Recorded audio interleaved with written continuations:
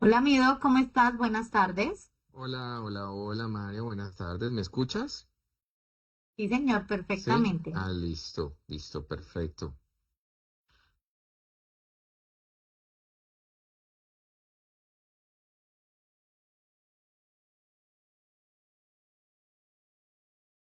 Bueno, ya ando por acá, entonces tú me dirás. Doc, demos unos 2 minuticos, que hasta tres Listo, minuticos, hasta que sean las 4:05 para esperar que colaboradores del Hospital Susana se unan. listo, perfecto.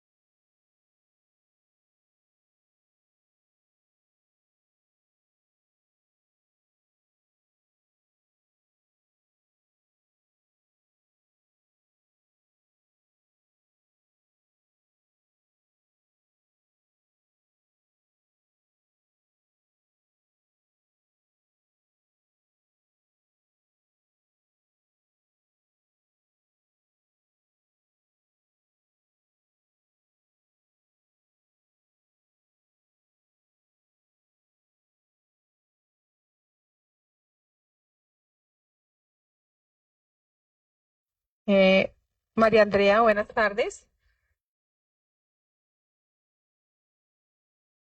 Sí, hola, buenas tardes, jefe. Creería, María Andrea, que en aras de la puntualidad podríamos empezar. O sea, eh, Ah, bueno, claro que sí, jefe. Entonces, muy buenas tardes para todos.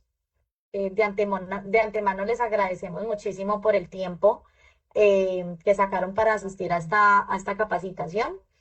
Pues es un acompañamiento que tenemos por parte del doctor Cristian Payares, médico epidemiólogo de Imbanaco, referente pues en toda la zona, en todo lo que tiene que ver con prevención de infecciones. Doctor, bienvenido y muchísimas gracias por el tiempo.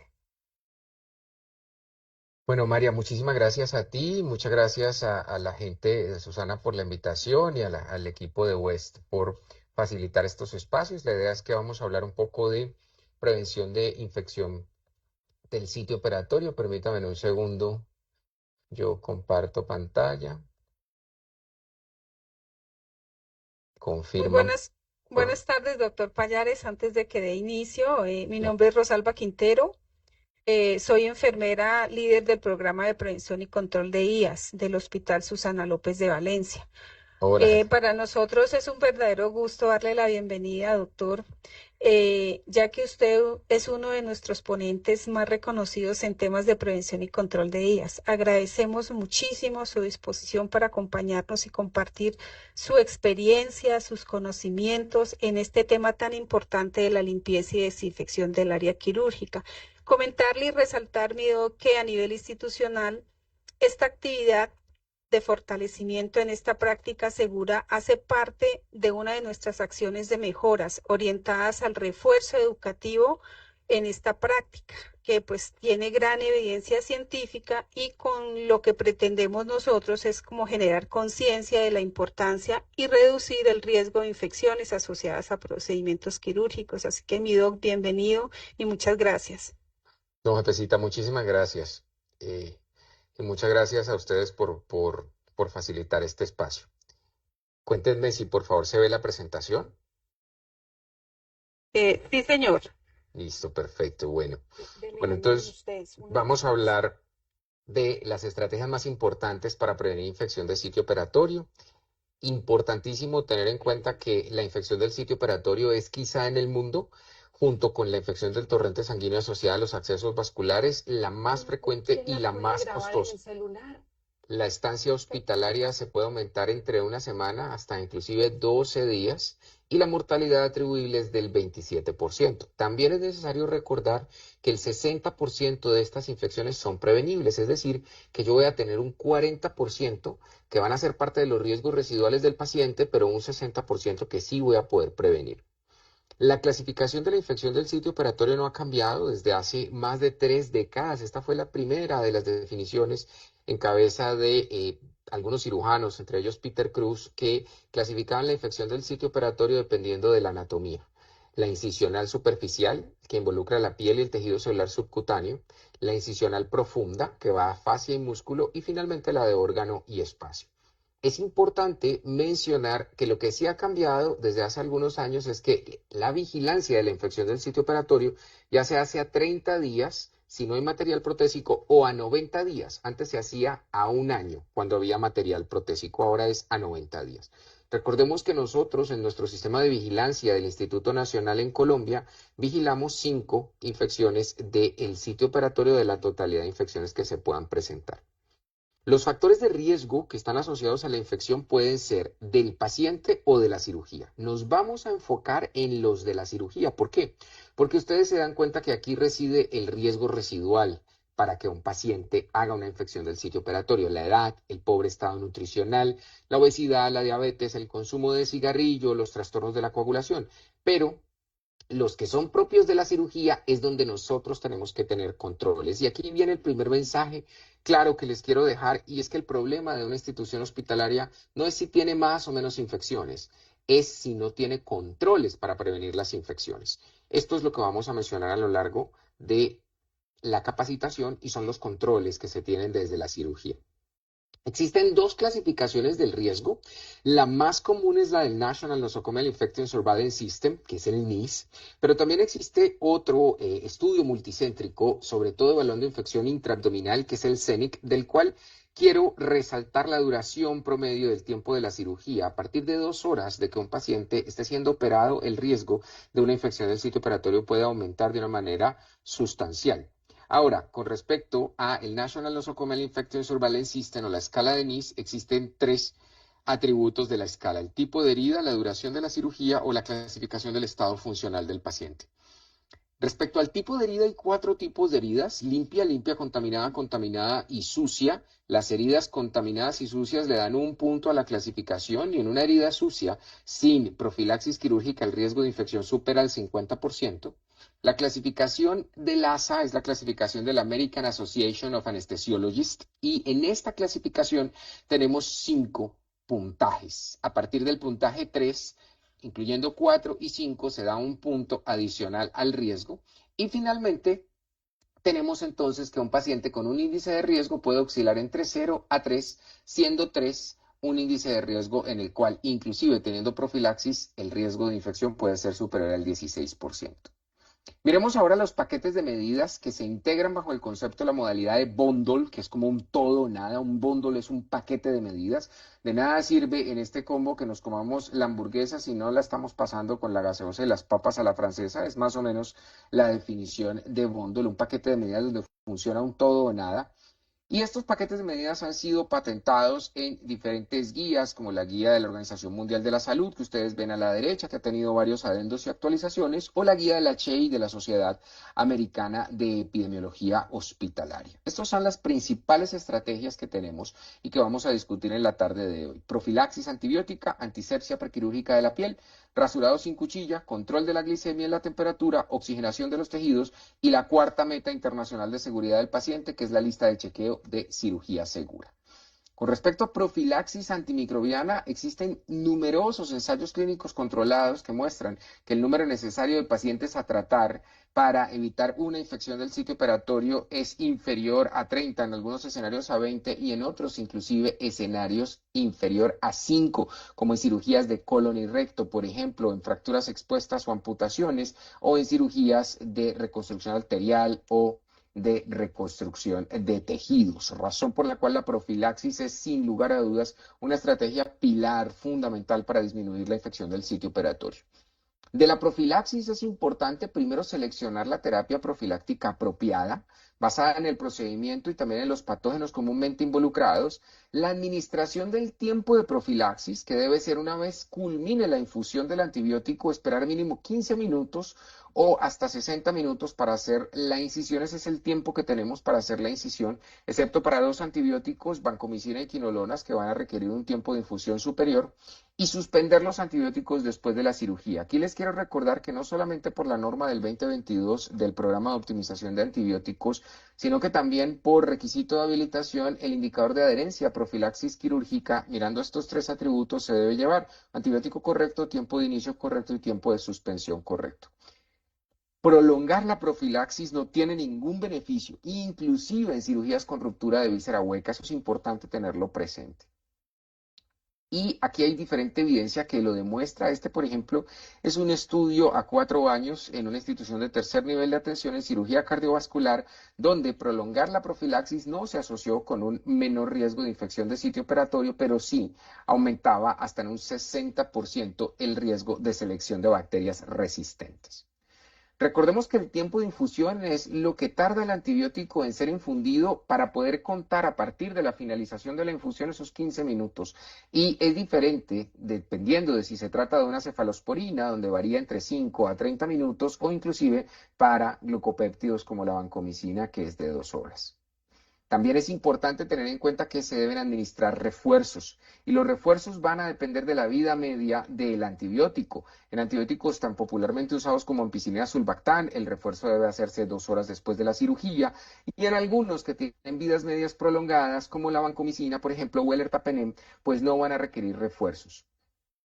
Importante tener en cuenta que repetir los refuerzos ayuda a disminuir el riesgo de infección de sitio operatorio hasta en un 16%, y repetirlos en cirugías extremadamente prolongadas, como cirugías cardiovasculares que abarcan más de 400 minutos, pues podría aumentar el riesgo, el no hacer esta práctica, hasta en un 56%. Otra situación en la cual se deben administrar dosis adicionales de antibióticos son las pérdidas excesivas de sangre, más de 1500 cc en adultos o 25 cc por kilogramo en niños. Y las dosis de algunos antibióticos como cefazolina, vancomicina o gentamicina deben administrarse dependiendo del peso de los pacientes. También es necesario que tengan en cuenta que existen pacientes a los cuales les estoy colocando profilaxis antibiótica de primera vez, pero también es necesario tener en cuenta que algunos pacientes ya vienen recibiendo terapia antibiótica y en estos no hay que cambiar toda la antibiótico terapia que el paciente recibe. Lo que debe es administrarse la profilaxis acorde con lo que el paciente tenga o con el tipo de procedimiento que se vaya a hacer. Ejemplo, si yo voy a colocar tengo un paciente con betalactámico y le voy a colocar una profilaxis, pues el betalactámico va a cubrir alguno de los microorganismos que yo tenga allí. Y en los betalactámicos, independiente de la última dosis, hay que colocar una dosis adicional si voy a operar al paciente, pero no estaría cubriendo, por ejemplo, Staphylococcus aureus resistente a oxacilina, razón por la cual debería adicionar vancomicina. También tener en cuenta que si un paciente viene recibiendo antibióticos de vida media prolongada, como ertapenem, como amicacina, aminoglucósidos, daptomicina o glucopéptidos como vancomicina, yo no necesito colocar profilaxis si la última dosis fue antes de las 24 horas. Riesgos de la profilaxis, básicamente dos.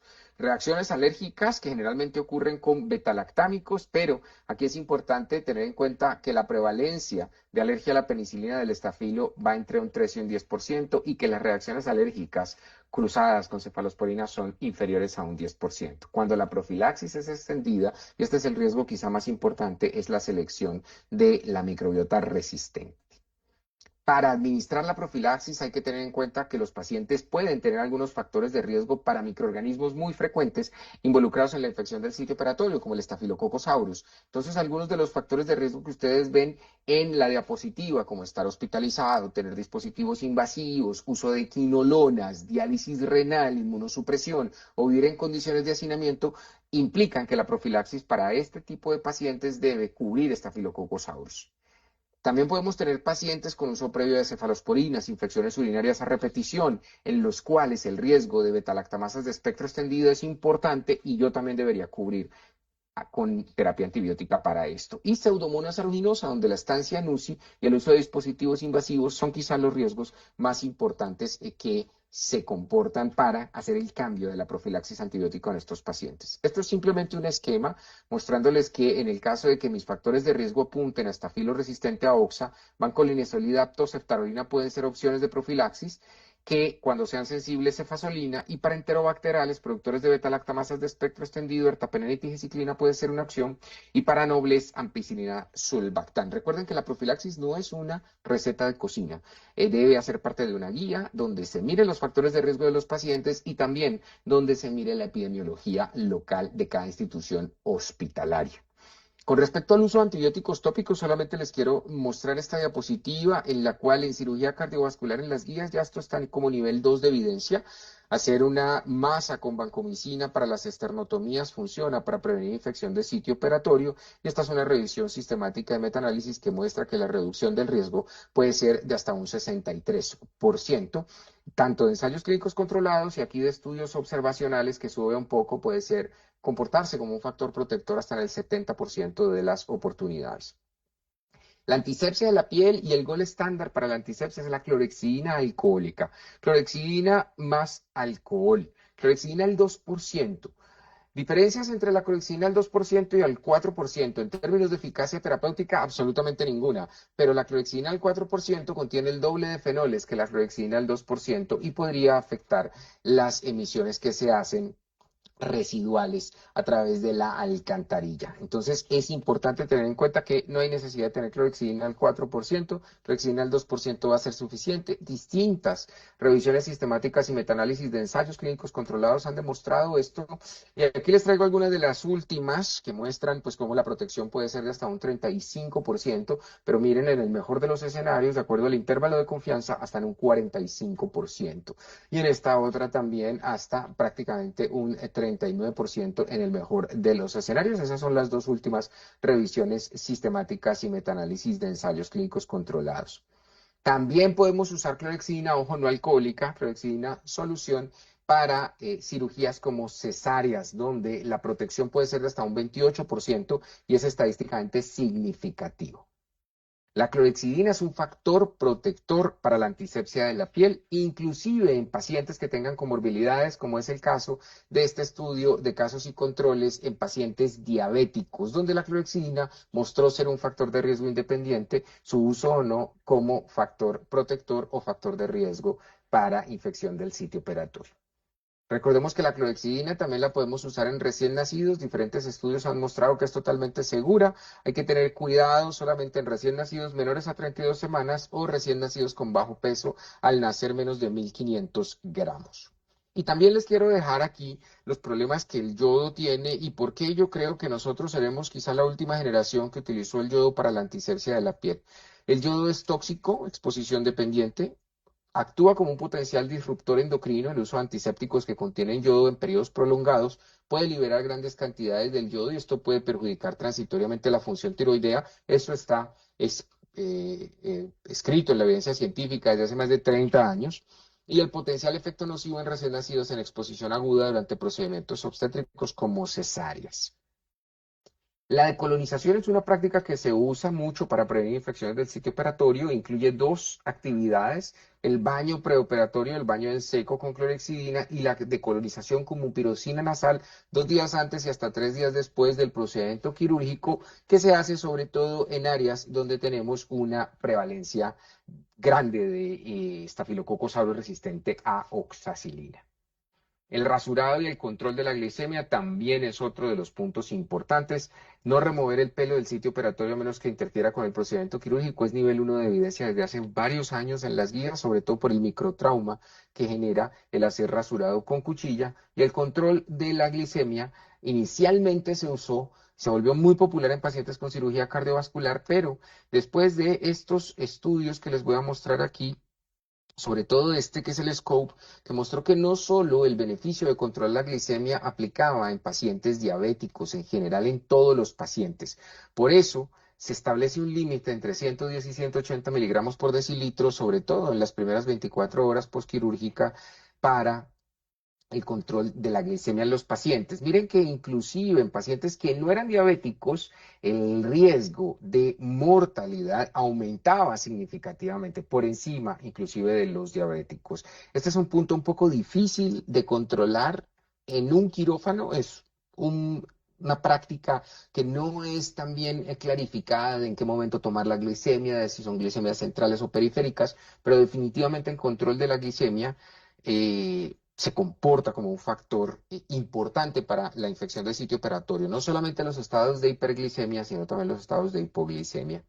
Y el control de la temperatura, que también es fundamental, no solamente por el riesgo de hematoma, sino por el riesgo de infección del sitio operatorio, que nos norma que mantener la temperatura entre 35,5 más durante el periodo pre y perioperatorio, pues es un factor protector para prevenir infección del sitio operatorio. La oxigenación de los tejidos durante e inmediatamente después del procedimiento quirúrgico funciona, sobre todo en cirugías grandes. Y finalmente, la lista de chequeo de la Organización Mundial de la Salud. Ustedes saben que esta es la meta 4 de las metas internacionales de seguridad del paciente. Se compone de 3 puntos: un momento de verificación antes de la inducción de la anestesia, el famoso time out o la parada, que es antes de la incisión cutánea, y el sign out o antes de que el paciente finalmente salga del quirófano. La implementación de la lista de chequeo de la Organización Mundial de la Salud no solamente es importante para prevenir infección del sitio operatorio, en general, para prevenir eventos adversos, funciona perfectamente. Estos son unos consejos finales con respecto al espacio físico de los quirófanos. Recordemos que los sistemas de ventilación son importantísimos y el aire acondicionado en un quirófano debería ser independiente por cada quirófano. Debería ser un aire a presión positiva, es decir, que todo esto saliera del quirófano, que además tuviera filtros EPA y un control de la temperatura y la humedad, que para la norma nacional está entre los 18 y los 21 grados, máximo 24, y una humedad relativa del 40 al 60%. Los quirófanos, sus pisos, techos, paredes, mobiliarios, deben ser limpiados y desinfectados entre cada procedimiento, independiente de si se trata de una cirugía limpia o de una cirugía limpia contaminada o sucia, debe haber desinfección rutinaria o una desinfección terminal en el caso de que exista demasiada carga orgánica en el quirófano, y hay que respetar los tiempos de la limpieza y la desinfección del quirófano. También importante que el mobiliario y los equipos y dispositivos biomédicos hay que hacerle limpieza y desinfección. Las superficies de alto toque deben ser desinfectadas entre paciente y paciente, y lo ideal son productos como estos, productos 2 en 1, que tengan tensoactivos y amonios cuaternarios sin alcohol, pues para que sean nobles con las superficies y los dispositivos biomédicos y no los vayan a dañar. Finalmente, para pisos, techos, paredes, mobiliario, el insumo importante para la limpieza es la microfibra, porque la microfibra absorbe el desinfectante y lo entrega en la superficie en las mismas concentraciones durante el tiempo. Esa es la razón por la cual, pues este es el gold estándar, y lo que debemos tener es paños y sets de microfibra por cada quirófano individuales, y el reprocesamiento en una lavandería industrial, es decir, no a mano, sino con procesos de lavandería industrial, haciendo la limpieza y la desinfección con temperatura y con peróxido de hidrógeno u óxido de etileno. El quirófano está muy ligado a la central de esterilización. Por eso, tanto el quirófano es importante y lo que pasa en él como en la central de esterilización. Simplemente para recordarles que la central de esterilización, para efectos de la infraestructura, en el espacio físico el flujo es unidireccional. Debe haber ventilación y filtros para el tratamiento del aire y condiciones de humedad relativa y temperatura relativa controlados, y el espacio del área de descontaminación o el área sucia debe ser un espacio generoso, como lo ven ustedes en esta símil de los planos de lo que debería ser la central de esterilización de acuerdo a la Organización Mundial de la Salud, idealmente un 40 o 50% del total del espacio. El instrumental crítico debe tener una limpieza, y la limpieza se hace con un enzimático multipropósito y una verificación con luminometría, con bioluminiscencia. Y finalmente, la esterilización. Existen diferentes métodos de esterilización. Debe haber una política de reprocesamiento. Actualmente ya no podemos hablar de una política de reuso, porque recordemos que la norma que salió hace unos 3, 4 meses ya prohíbe el reuso en este país. Recordemos que reuso es aquel dispositivo médico que está catalogado como de un solo uso y al cual le damos varios usos, y debemos tener indicadores en la central de esterilización. Bueno, muchísimas gracias por la atención. Eso era lo que quería comentarles en el marco de las estrategias más importantes para prevenir infección del sitio operatorio. Yo quedo atento a sus preguntas, a sus comentarios, con los gustos. Muchas. Bueno, vamos a levantar la manito. Yo aquí estoy viendo pues el tablero, la pantalla, y les vamos dando pues la palabra a las personas en el orden en que vayan levantando las manos.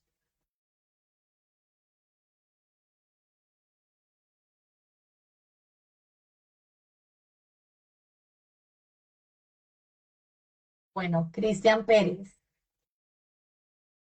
Hola, profe Payares. ¿Cómo Hola. está? Con Cristian Pérez. Usted me enseñó en la maestría de la Javeriana. Qué bueno saber de usted, mi profe. ¿Qué más? ¿Cómo Profe, vas? bien, mi profe. Profe, una pregunta. ¿El uso de la clorhexidina en mucosas no se podría realizar? ¿Ahí qué opción tendríamos que realizar, mi profe? Bueno, es una muy buena pregunta. Con respecto a la antisepsia, allí en esta área, en mucosas, la recomendación que yo daría para evitar seguir continuamente usar el yodo es usar ácido hipocloroso. El ácido hipocloroso es un antiséptico que funciona muy bien en mucosas. De hecho, en clínicas de heridas se utiliza. Y sería una de las cosas que nosotros tendríamos disponibles para poder hacer una buena antisepsia y dejar, digamos, de un lado el yodo, por lo que hablábamos del potencial efecto de disruptor endocrino y de la contaminación ambiental. Entonces, esa sería como la elección. Gracias, profe. No, con gusto. Bueno, sigue Ana María.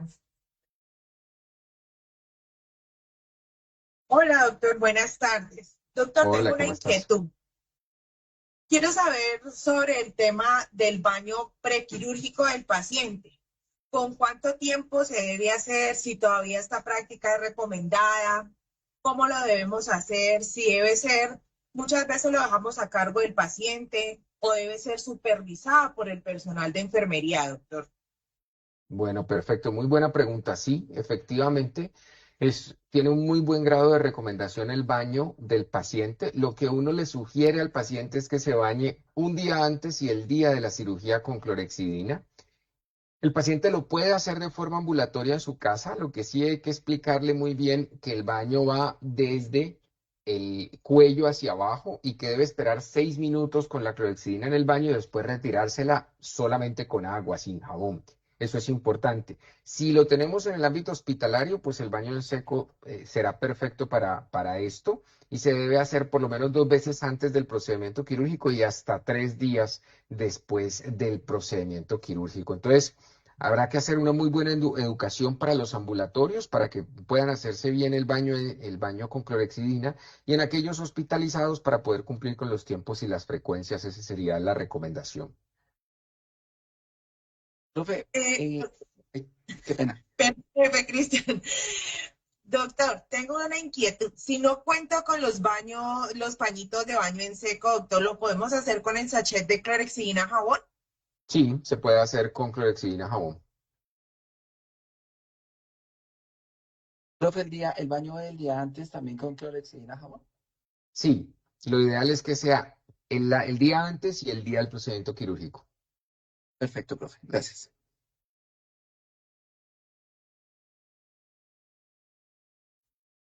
Doctor, otra pregunta. Tengo una inquietud. Hace días la estábamos revisando con varios médicos en cirugía y es, doctor, si voy a preparar mi paciente, estamos en quirófano, para hacer una asepsia y antisepsia de piel, solo me voy a poner guantes estériles. ¿Qué tipo de higiene de manos está recomendada allí? ¿Me podría hacer fricción con alcohol o debo hacerme lavado quirúrgico? Si yo me voy a poner guantes estériles, tengo que usar técnica estéril, es decir, que tengo que usar un lavado quirúrgico o fricción quirúrgica. Pero la fricción quirúrgica no es la fricción de higiene de manos convencional que nosotros conocemos. Entonces, ya distinto es que, por ejemplo, tú me digas, yo voy a preparar la piel y voy a empezar, si voy a empezar haciendo la asepsia y luego la antisepsia, pues para la asepsia probablemente con guantes crudos va a ser suficiente. Pero ya si yo me enguanto con guantes estériles, voy a tener que usar un lavado de manos quirúrgico o una fricción quirúrgica, es decir, los componentes de higiene quirúrgica tendría que utilizar allí. Listo, doctor, Cri- muchísimas gracias. Cristian David. Buenas tardes para todos. Doctor, muchas gracias por la charla. Tengo una duda acerca de la asepsia en paciente para la anestesia raquídea. Normalmente utilizamos nosotros clorexidina jabón y luego utilizamos clorexidina solución. Teniendo en cuenta que la clorexidina solución al 2% es una clorexidina que ya tiene un efecto bactericida más que bacteriostático y actúa rápidamente en menos de 30 segundos, ¿es necesario que siempre se utilice el jabón antes de la clorexidina? Sí. Solución en este caso. Idealmente, si la piel está visiblemente sucia, vas a tener que usar el jabón primero. Es decir, vas a tener que hacer un barrido como una limpieza inicial. En algunas oportunidades, probablemente la Ok, piel de no está acuerdo. Y sucia. otra pregunta. Esto es más por escuela.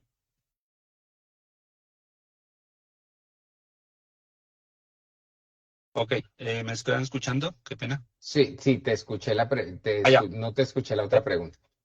ya.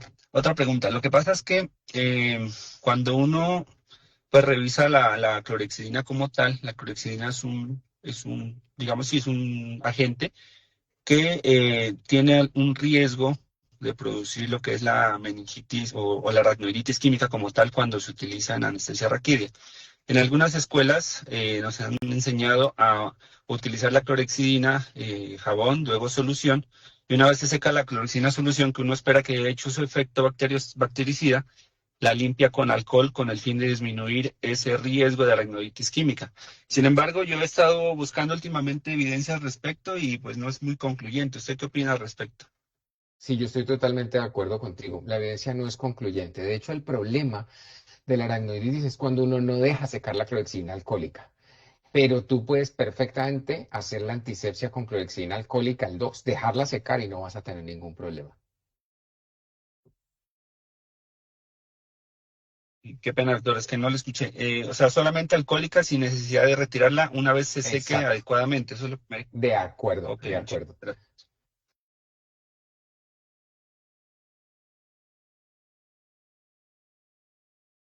Cristian, Profe, para el tema de cesáreas, lo ideal es, discúlpeme, rasurar la zona perioperatoria con cuchilla eléctrica o con cuchilla manual.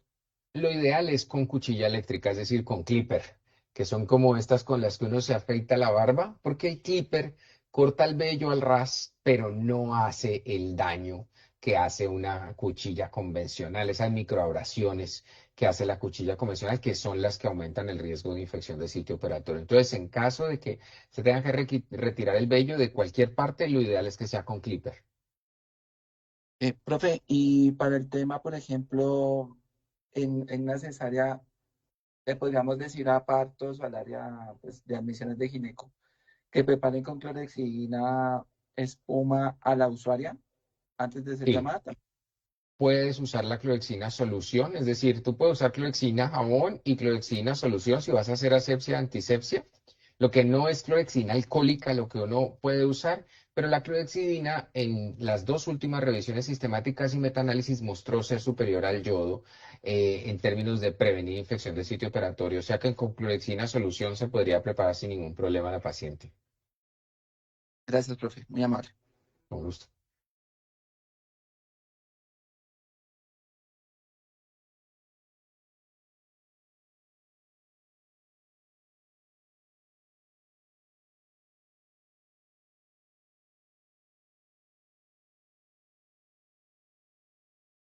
Bueno, ¿alguna entonces, pregunta adicional?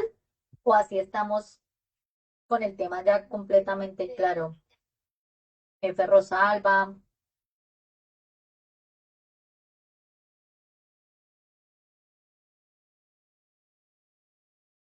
Doc, yo creo que entonces, eh, pues no tenemos más preguntas. No sé listo. si ya damos por cerrado la capacitación. Bueno, perfecto, ¿no? Pues a ustedes muchísimas gracias por la atención y ahí estamos pendientes de cualquier cosa. Un abrazo. Muchísimas gracias a usted, doctor, por el tiempo y muchísimas gracias a todos por asistir. No olviden, por favor, diligenciar la asistencia. Chao, chao, que estén muy bien. Chao, Doc. Hasta luego. Chao, que estén bien. Hasta luego, gracias. Hasta luego. Hasta luego.